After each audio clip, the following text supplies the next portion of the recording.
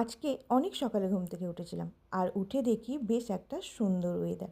আর সুন্দর ওয়েদারের সাথে আমার এই সুন্দর ফুলগুলোকে কিন্তু বেশ সুন্দর লাগছে। তবে এখনও পর্যন্ত এই মহারাজ ওঠেনি।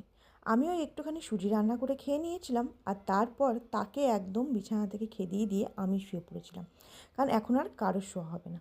তারপর দেখতে দেখতে বেজে গেল অনেকক্ষণ, চলে গেছিলাম রান্নাঘরে। তো ওয়েদারটা আজকে এত সুন্দর থাকলেও রান্নাঘরে গিয়ে আমি এই যে পুরো স্নান করে এসেছি। এটা কিন্তু জলের স্নান নয়, এটা হচ্ছে সম্পূর্ণ ঘামের স্নান। তবে সকাল থেকে ওয়েদারটা ভালো থাকলেও কিন্তু তারপর আস্তে আস্তে যত বেলা হচ্ছিল ঠিক এরকম একটা গরম অনুভব হচ্ছিল। তারপর ভাবলাম কিছু কিছু কাজ করে রাখি। এই যেমন ফাইল দেখতেই পাচ্ছ, ফাইলে আমি সব কিছু লিখে রেখেছি।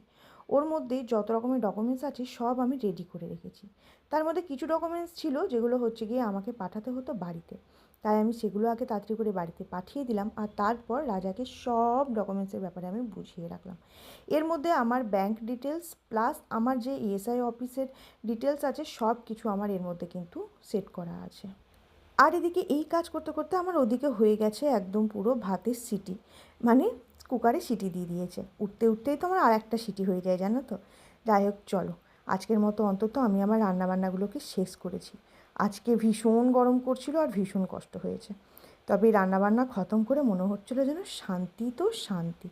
আর তারপর হঠাৎ করে স্নান টান করে এসে বসে পড়ার পর জানো তো কেমন একটা অস্বস্তি বোধ হচ্ছিলো, মনে হচ্ছিলো পেটে একটু ব্যথা ব্যথা করছে, পেটে কোমরে।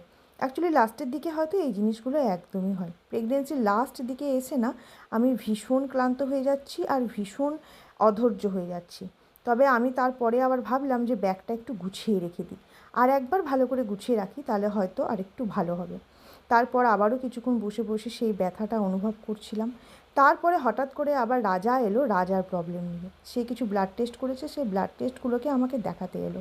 যাই হোক চলো সেগুলো দেখলাম। তার মধ্যে কিছু ব্লাড টেস্ট তার এসেছে খারাপ, মানে যেমন তার কোলেস্টেরল হাই চলে এসেছে, সেটার জন্য আর একটা টেনশন। যাই হোক, তবে আমাদের এবার তার অন্তত খাওয়া দাওয়ার লাইফস্টাইলটা একটু পাল্টাতে হবে। আজকে জানো তো দুপুরে তেমন কিছু রান্না করতে পারিনি। রান্না করেছিলাম হচ্ছে ভেন্ডি দিয়ে ফুলকপি দিয়ে ভাজি করেছিলাম, একটা ডিম ভুর্জি দিয়ে আলু দিয়ে একটু কারি, একটু ডাল করেছিলাম, ব্যাস। তারপরে আবার কি খেয়ে দিয়ে দুজনের মতো করে যে যার মতো করে মোবাইল দেখছিলাম বা